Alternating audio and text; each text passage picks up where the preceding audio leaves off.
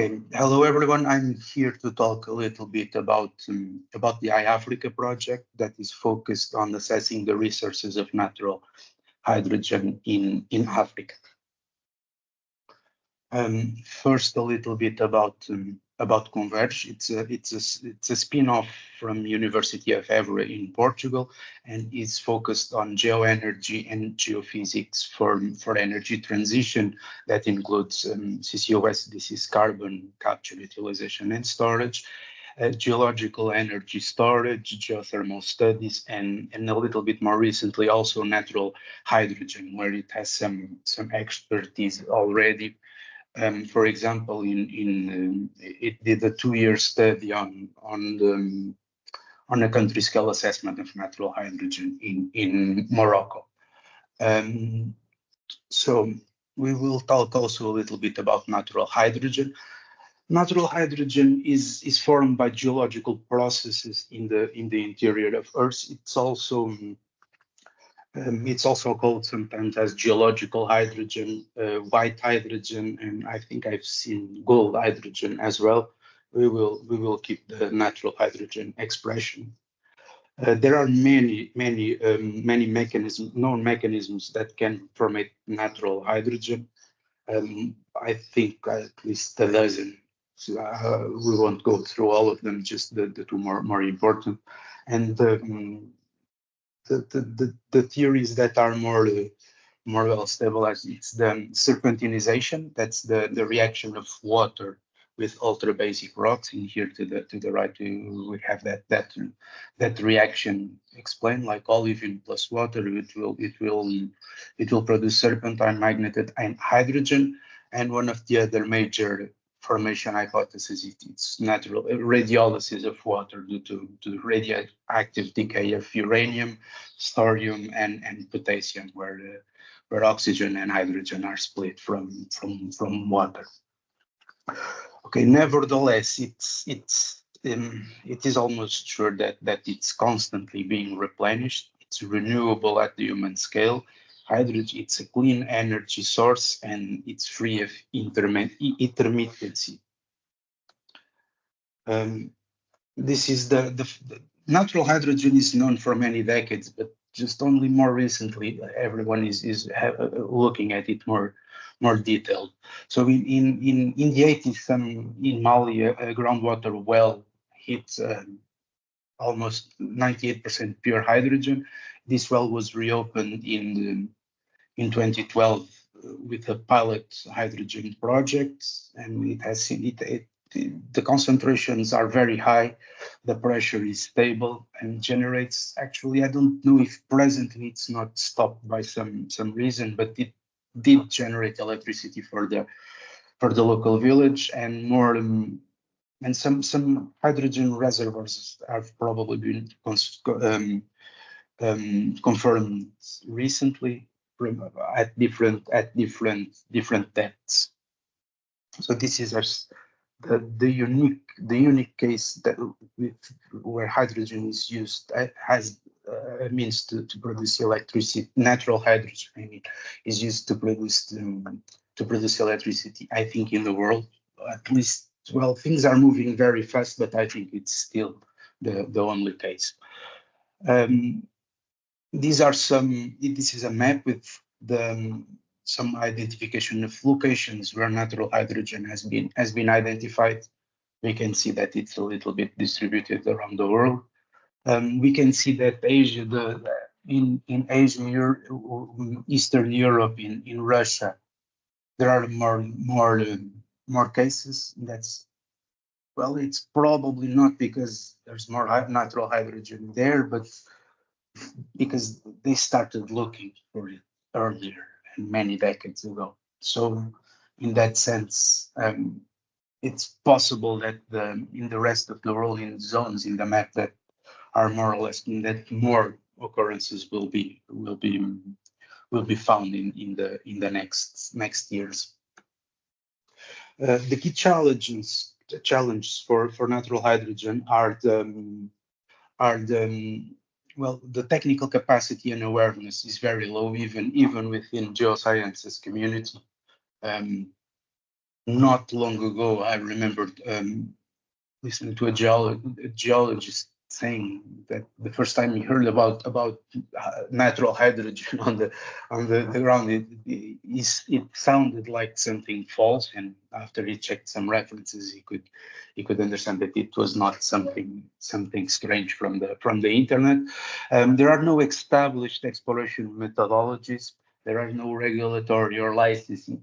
There are some, but some are being developed, but not globally available. Far from it. No regulatory and licensing frameworks in places, and there are lack of studies on social economic impacts and business models. The HyAfrica project tries to approach some of these points.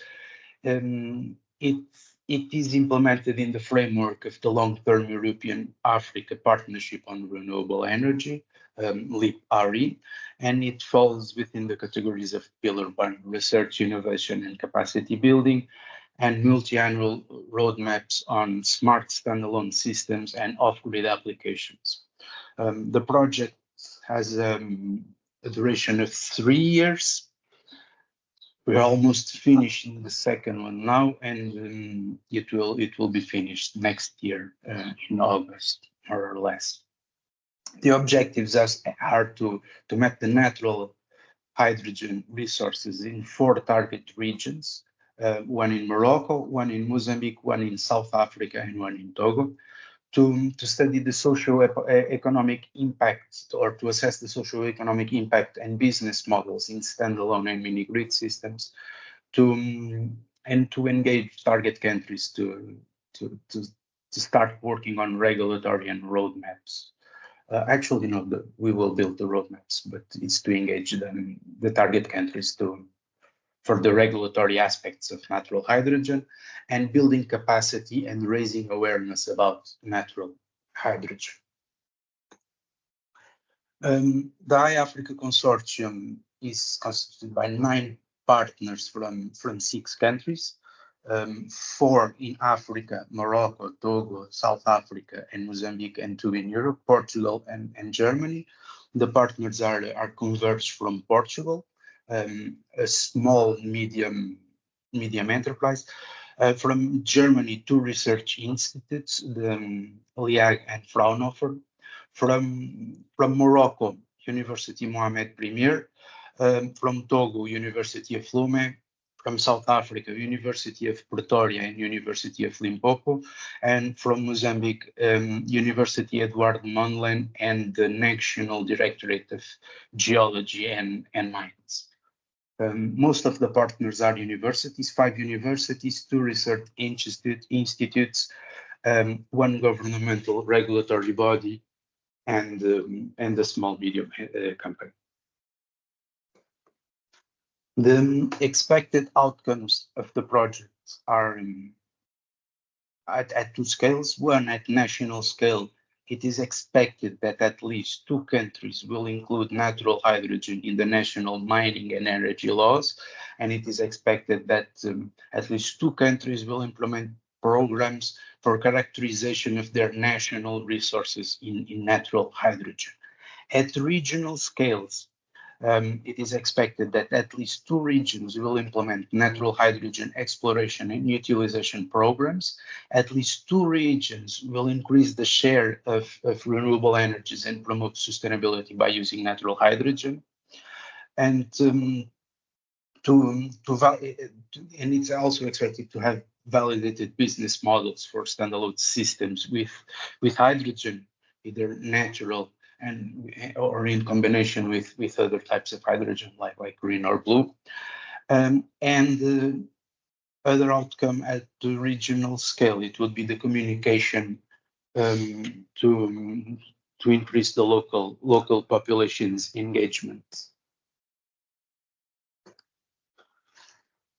The methodological approach of the project is divided in 7 work packages. They can more or less be grouped in 3 groups. So on one side, on the left, we have project management. It's transversal to the entire project and work packages. On the right, we have the work package C is capacity building and communication, also transversal to all work packages. And then we have a block at the top that's work package 1, work package 2, and work package 3. These three work packages are focused on mapping the natural hydrogen resources, on assessing the geological and the tectonical context, and on providing a geophysical characterization of the target regions. And below we have work package 4 and 5 focused respectively on policy and regulatory analysis and on evaluation of local energy systems and their economies. Work package 4 works more, the Aryan block interacts more with work package 5, and work package 1, 2, and 3 interact more with each other. Being the center of all this are the target regions. They are the region of Gerada Tendrara in Morocco, Macia Bilan in Mozambique, Nkandala district in South Africa, and Lax prefecture in Togo. At regional level, there are the region characterization and engagement with stakeholders is conducted by local teams as well as fieldwork and everything. There are some interactions, but each region has a local team supported by the project partners. So with a little bit more of detail, here on the right, we have more or less the location of the 4 target regions. These areas were selected mainly due to three points. There are previous records of natural hydrogen occurrences in wells or mines. There are topographic depressions that are many times proxies or are related with the presence of natural hydrogen, and the accessibility, so that the region can be properly engaged either for field work or for stakeholders or other things. So work package 1 has the objective of identification and mapping the natural hydrogen resources. It's led by Converge. It resorts to satellite imagery, remote sensing, geochemical field studies, lab analysis, and in the end, it will rank the areas by their potentiality. Work package 2, led by University of Pretoria, will assess the geological and tectonic contexts of the regions. It will look at geology, seismicity, tectonic conditions, geothermal, hydrogeological components. And work package 3, the geophysical characterization, led by LIAG from Germany. It will look at magnetic and gravimetric data, and it will define some geophysical models for the natural hydrogen production and eventually exploration. Work package 4, regulations and roadmaps, is led by University Eduardo Mondlane from Mozambique. It will engage with the regulatory and licensing body, also from Mozambique, that will provide some insights, not only for the Mozambique region, but maybe some things that should be looked also for the other regions. So it will assess legislation and regulatory gaps in the target countries.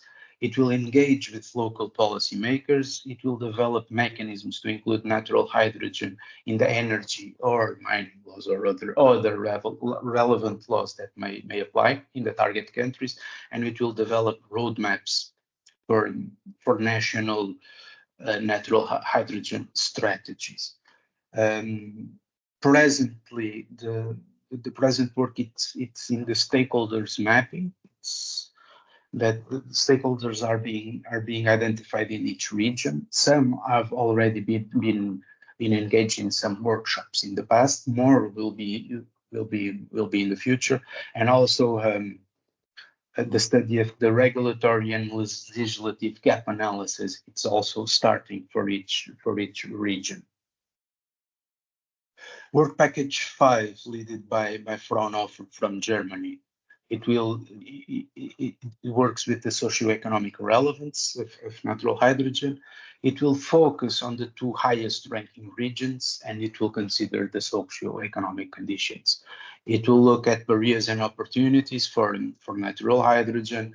It will develop or try to understand the first technical economical models for standalone energy systems, and to understand the local competitiveness of natural hydrogen, comparison and complementarity with other hydrogen types like green and blue hydrogen, and qualitative socioeconomic impacts for local and regional communities. There are the Work Package 5 as workflow. It will focus on use case description through the collection and description of possible applications for the local communities, the assessment of the qualitative assessment of business models and the impacts in two locations, the technical economical analysis, then a quantitative business model analysis, and in the end, the social economical analysis. At this stage, we are still in the first point, the identification of local use cases and upstream and downstream activities like timeframes for implementation, amounts of hydrogen that need to be extracted, the costs, the socioeconomic limitations, requirements, the existing infrastructures, the local needs, and so on. The communication, it's an important, it's a little bit transverse to all work packages. All have strong communications, mainly focused on the local regions and national, at local and national level for the target regions. The leader is University Mohammed Premier from Morocco, and among others, one of the main points is to increase the poor knowledge about natural hydrogen. So a strategic communication, exploration, and dissemination plan was developed. It engages with stakeholders. It provides internal training between for the local teams to engage with stakeholders or to execute field work or other activities, and um, it also organizes regional and national workshops, not only related with all of the things that the project approach, from different work packages, from the technical aspects, from the field measurement results, and so on. Building capacity and some workshops have already occurred. For example, for local teams, Morocco, South Africa, and Mozambique, teams already had workshop for on-field exploration for H2SIPs, how to provide the in situ geocharacterization of hydrogen. There were also stakeholders for workshops for Moroccan stakeholders and South African stakeholders as well. In the future, in the next months, in September of this year, we will have the workshop for Mozambique stakeholders in Maputo, and in the future more workshops will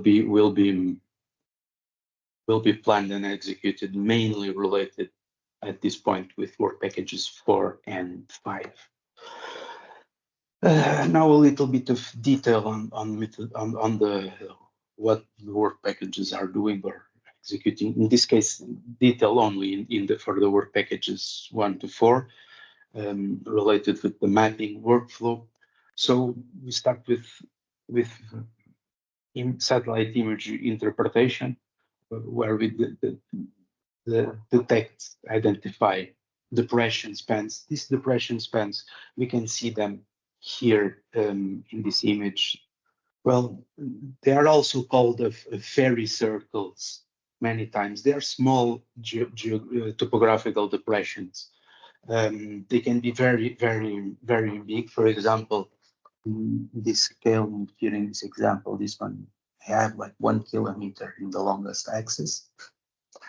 Pens, I think it's a typical name that they give in South Africa. I don't know if it's used anywhere else. It's a pen, it's the topographical depression. Then from this identification of promising regions, we move on to surface geochemistry survey with in situ H2 measurements. In some cases, radon measurements and gamma ray measurements are also executed in situ. So in here, then we go to geophysical data. In here, I think it's magnetic data. And this image is magnetic data, I mean. And then some samples sometimes are collected and sent to laboratory for to check on the soil gas composition. Then in the bottom left corner, we have a geophysical model produced by, this is a geological model produced by Work Package 3 by geophysical models, and the study then it will focus on local geology, structural geology, magnetic gravimetric anomalies, 3D modeling like the one here in the left, and then when we aggregate all of this, we will try to define the hydrogen system at a local scale. A little bit of the South Africa study area. In here we have so in South Africa many natural hydrogen occurrences have been identified of high concentrations, actually, many of them in mines. So in this mapping here to the right, we have the red dots are some of these this natural hydrogen identification from the past. The map doesn't show, but this is more or less Johannesburg, and in here Pretoria.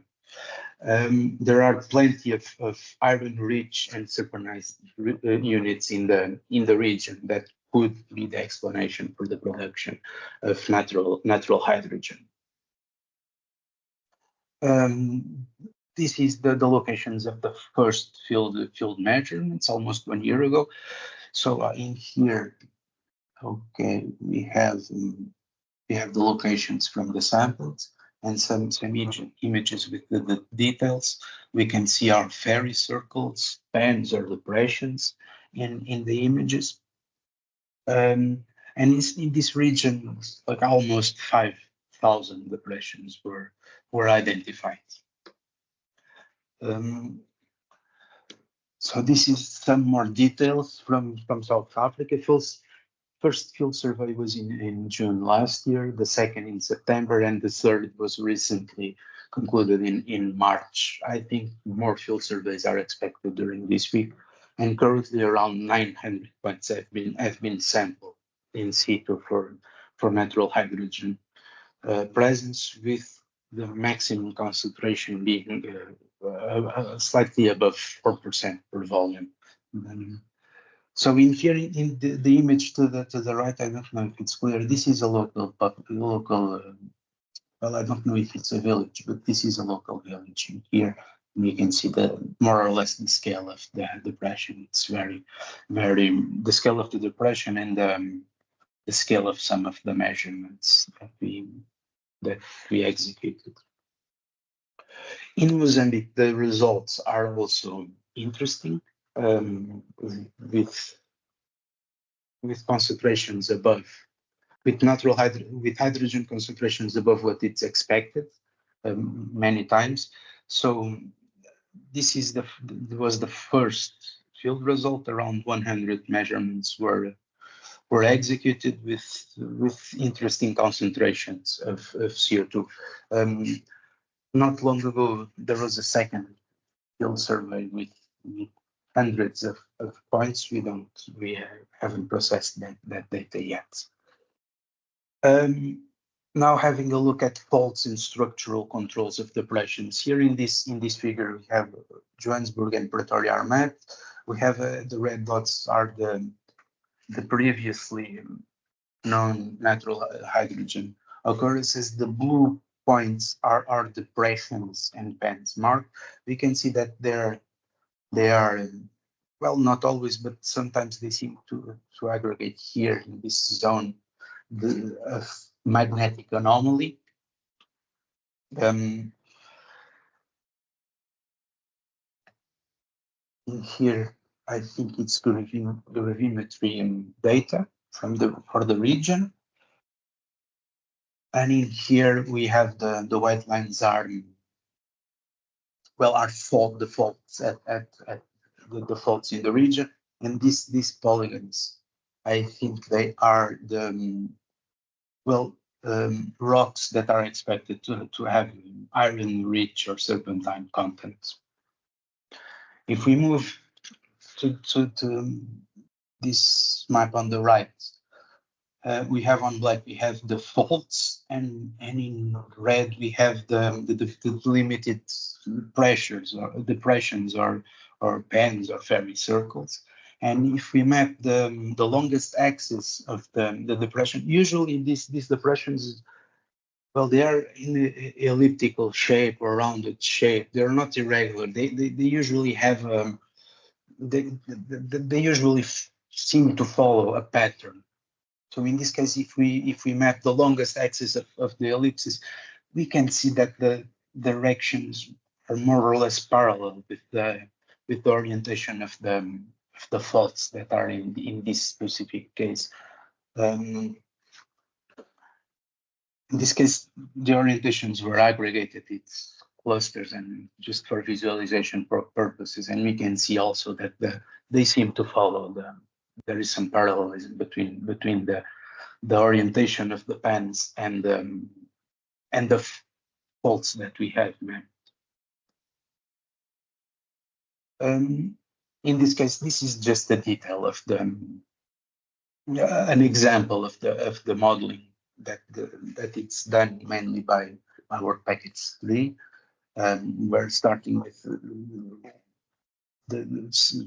where the presence of hydrogen is tried to be explained with rocks with high content of iron, and in this particular case, it's proposed that maybe the hydrogen may be produced in non-permeable locations and then migrate to shallower sectors where we measure it at the surface. So a small recap. So the natural hydrogen challenges are many at this point still. For example, what are the trapping mechanisms? We still don't know if it can truly accumulate or if it's a continuous flow along faults or other porous means. How it is generated or destructed by chemical reactions, how to model the geochemical production and transport behavior from higher depths to the surface. Can we develop reliable exploration protocols? Are conventional wells for oil and gas industry adequate for natural hydrogen production? What technologies will we have to purify it? The cases, as in Mali, as almost 100% pure, are probably not going to be the norm. And the regulations requirements, mining, oil and gas, energy, some of these are trying to be tackled also by the HyAfrica project. As a short conclusion, high anomalous concentrations of hydrogen at shallow depth have been demonstrated in the target areas, mainly in South Africa and Mozambique. Togo and Morocco, for